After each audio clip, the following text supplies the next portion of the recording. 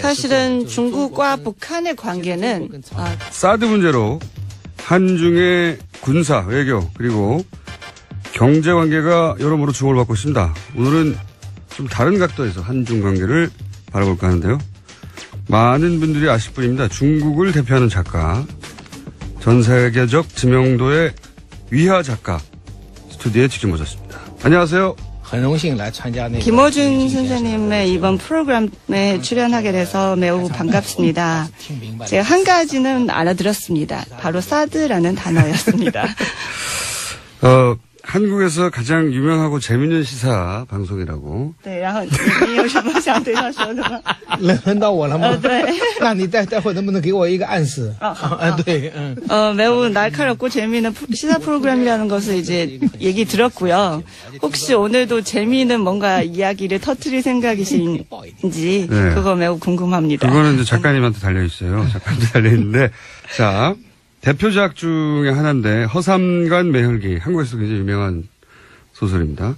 영화 됐어요. 영화 됐는데 유아 작가를 모르는 한국 독자들도 있기 때문에 제가 좀 소개를 더 드리면 뉴욕타임즈에도 기고를 정기적으로 하시고 유럽에서도 책들이 번역 출간이 됐고 세계 여러 나라에서 문학상도 받으셨고 그리고 프랑스에서 문화예술 훈장도 받으셨고 맞습니까?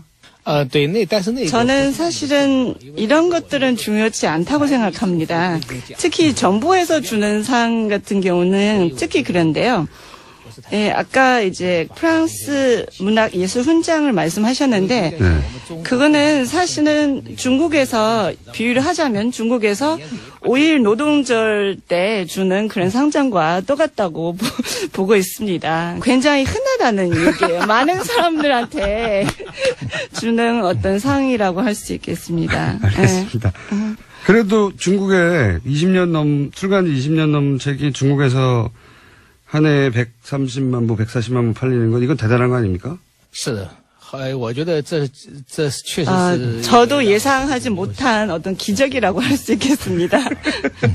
저희가 이제 문학 방송이 아니고 시사 방송이에요. 그래서 지식인으로 작가에게 한중 간의 현안을 한번 여쭤보려고 하는 거거든요. 작가의 관점은 이런 사안들을 어떻게 바라볼까. 이런 시사적인 질문을 해도 괜찮겠는지 물어봐주세요.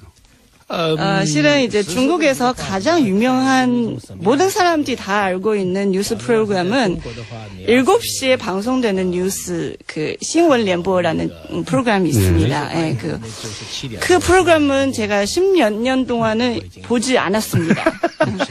그리고 대부분 중국에서 진행하는 그런 뉴스 프로그램은 반대로 이미 반대로 이해하면 된다고 저는 생각하고 있습니다. 네, 그렇네. 당연히 대답해드리겠습니다. 그리고 저는 제 뜻을 반대로 표현할 수도 있습니다. 알겠습니다. 이제 한중 관계를 한국에서 바라볼 때하고 중국에서 바라볼 때 이제 다를 수밖에 없을 텐데 중국에서 보는 중한 관계하고 한국이 바라보는 한중 관계하고 이렇게 다르구나 하고 느낀 적이 있으신지 있다면 어떻게 다르게 느끼셨는지. 저는 그 차이점은 주로 시간에서 드러나고 있다고 생각합니다. 실은 이제 사드 문제가 중국에서 일파만파로 커졌던 그 시점은 주로 작년 하반기였습니다.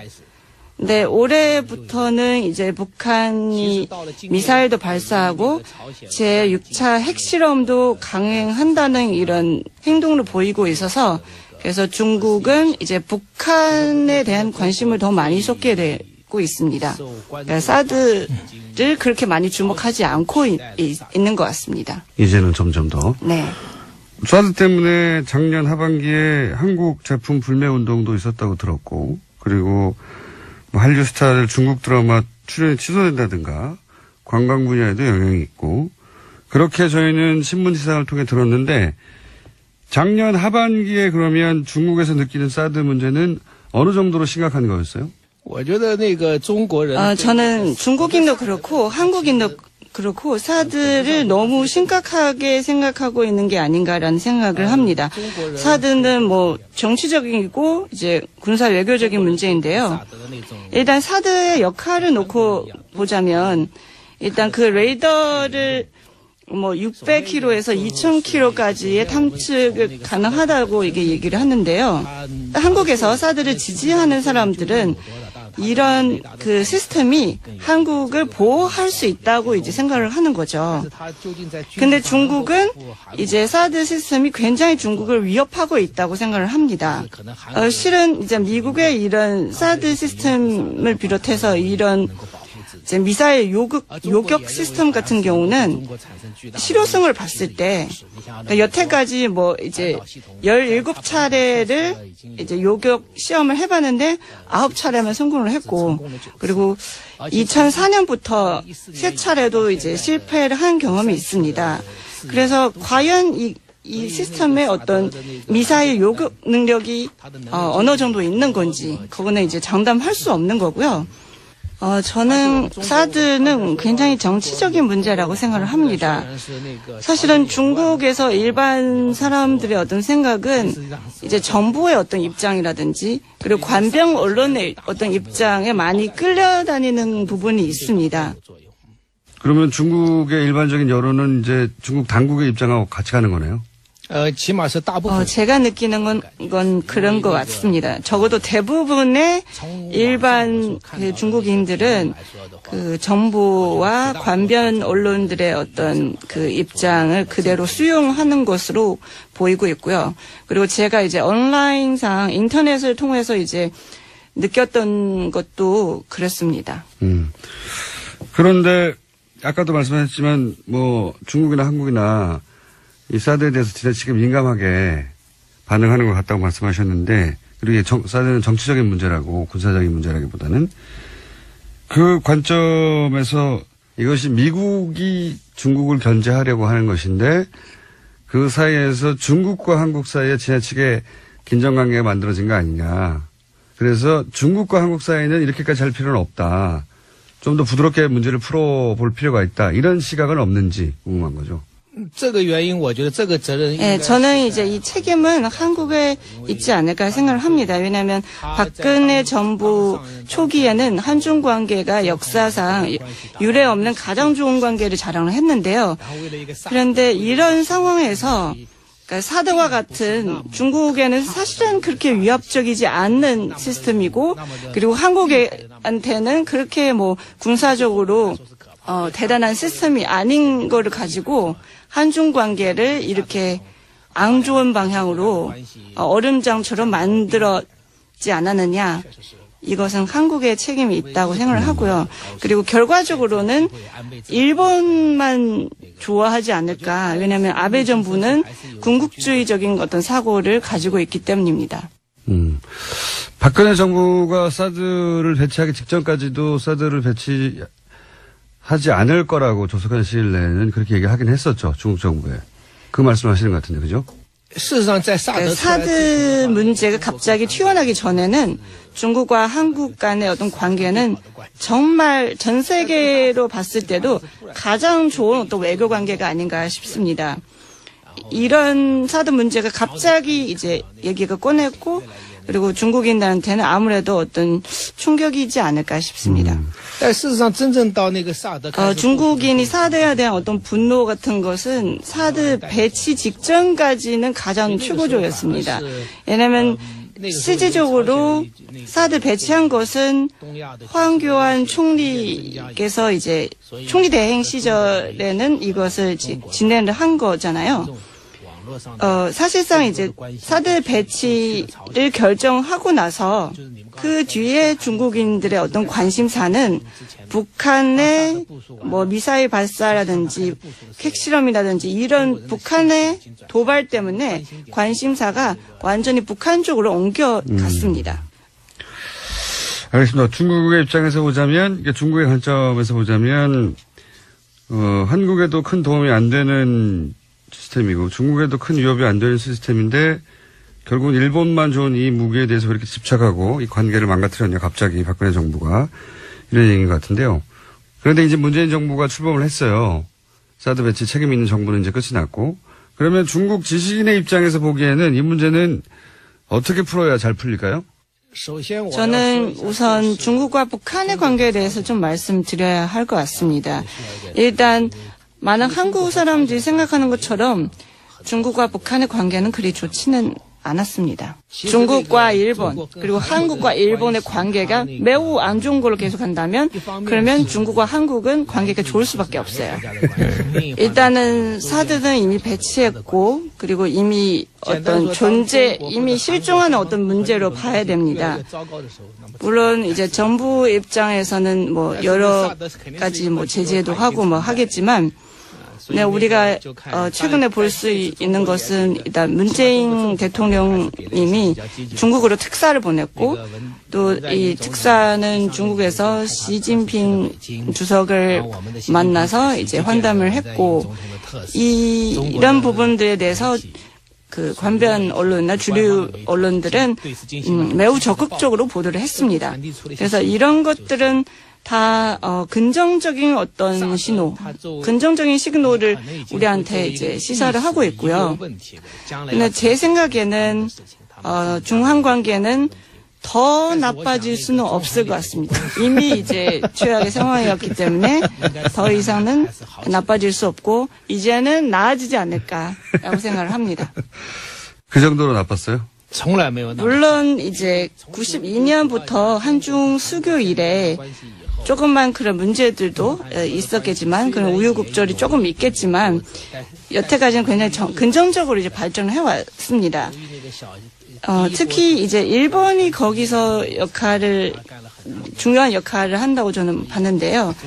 이제 그런 극우적인 성향 가진 일본의 정치자들이 있었기 때문에 한중 관계가 더 좋아졌던 것 같고요.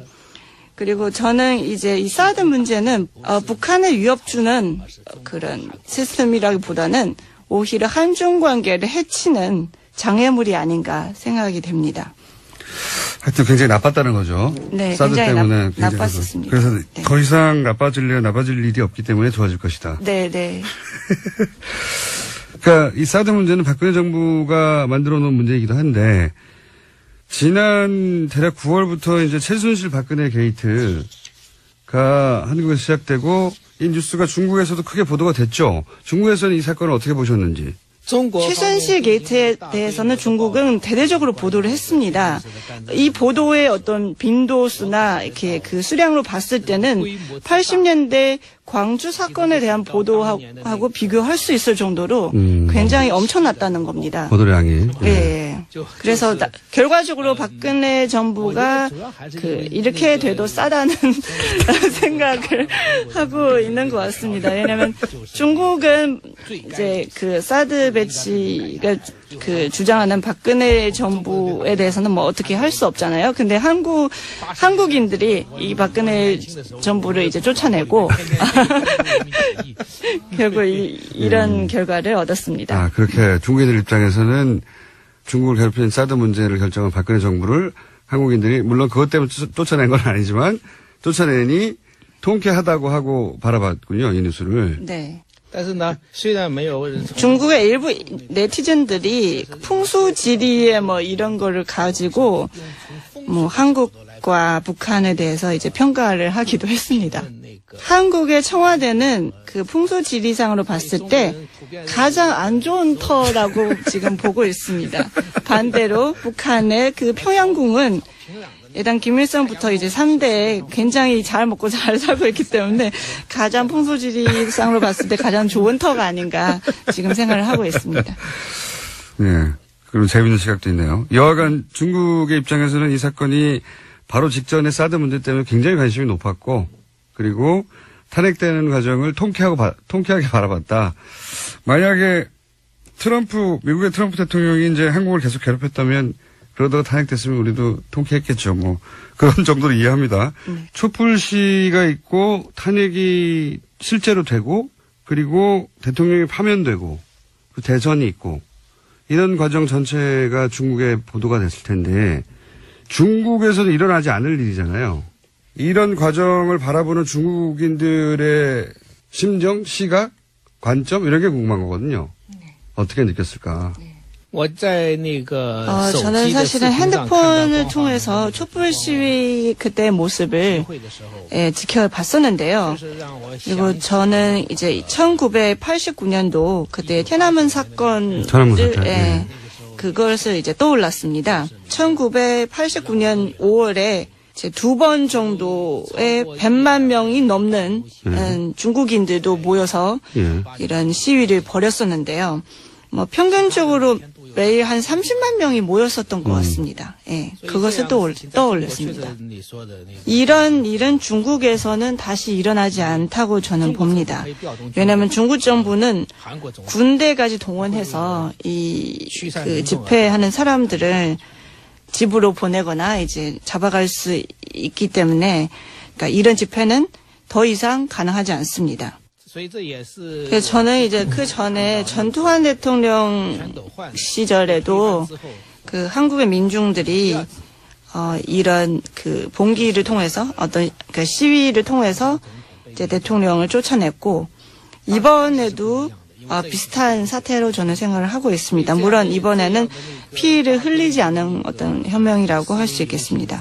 이렇게 큰 규모의 어떤 집회, 그거는 중국에서 일어날 수 없는 일이라고 생각을 합니다. 그런 데 대한 중국의 불만은 없나요? 그러니까 뭐랄까 당국의 보이지 않는 통제나 혹은 이런 집회를 강하게 규제하는 것이나 또는 뭐 인터넷상에서의 규제도 있고 이런 전반적인 통제에 대해서 중국인들이 답답해하거나 불만이 있는 건 없습니까? 이제 한국 촛불 집회를 보다가 물론 정치 상황은 다르지만 우리도 저런 문화가 있었으면 좋겠다라고 하는 불만이나 그런 거는 형성돼 있지 않나요? 중국 문화 저변에 혹시? 중국 정부는 1989년도에 이 천안문 사태를 이제 지나면서 얻은 교훈이 있는 것 같습니다. 그러니까 왜냐하면 그때는 이미 나라 전체가 좀 굉장히 혼란에 빠졌고 통제 불능의 어떤 지경까지는 갔었던 것 같습니다. 그래서 통제를 하는 것 같습니다. 정부 입장에서는? 네. 근데 이제 일반인들이나 작가 입장에서는 그런 정부의 규제가 답답할 수 있잖아요. 작가로서 시민으로서로 답답하지 않은가. 이제 그런 거죠. 자기가 하고 싶은 말을 예를 들어서 이 방에 있는 사람들만 들을 수 있고 이 방의 밖이라든지 아니면 더 멀리 있는 사람들한테 전달할 수 없다는 이런 것을 이제 느꼈을 때 참 말하는 어떤 자유라든지 언론의 자유가 없다는 것을 이제 느낄 수 있습니다. 근데 제가 보기에는 이런 심각한 어떤 그런 언론에 대한 어떤 통제 같은 경우는 결과적으로 이 이견을 내는 사람도 정부도 모두 그 상처를 받을 수 있습니다. 말을 하고자 하는 개인한테는 뭐 이거는 더 이상 얘기할 필요는 없고요. 그러니까 정부의 입장에서 말을 해도 이런 통제는 단기적인 어떤 안정을 보장할 수 있습니다. 그러나 장기적으로 봤을 때는 더 심각한 어떤 위협 요인이 될 수도 있습니다. 왜냐하면 민리, 사람들의 어떤 생각을 알 수 없기 때문입니다. 그러니까 민주사회에서는 일단 선거제도가 있고 그리고 언론의 자유가 있기 때문에 정부가 이런 의견을 수렴해서 정체적으로 이제 반응을 할 수 있습니다. 그러나 그렇지 않는 나라에서는 다른 목소리를 듣기가 어렵습니다. 그리고 만약에 이런 좀 다른 목소리를 듣지 못한다면 오히려 이 정권에 굉장히 치명적일 수는 있습니다. 거기까지만 듣겠습니다. 작가님 위험해지실 것 같아서. 谢谢. 자, 그러면 시간이 많이 돼서 오늘 한 두 가지 정도만 더 질문 드리려고 하는데 하나는 뭐냐면 한국인들은 중국을 이렇게 오해하고 있는데 중국인을 그건 오해야라고 하는 그런 지점을 발견한 적이 있는지.